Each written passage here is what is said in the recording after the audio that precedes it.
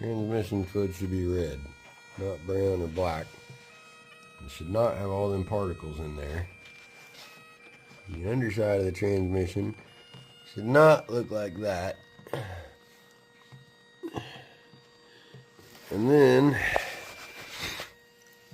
the little magnet down here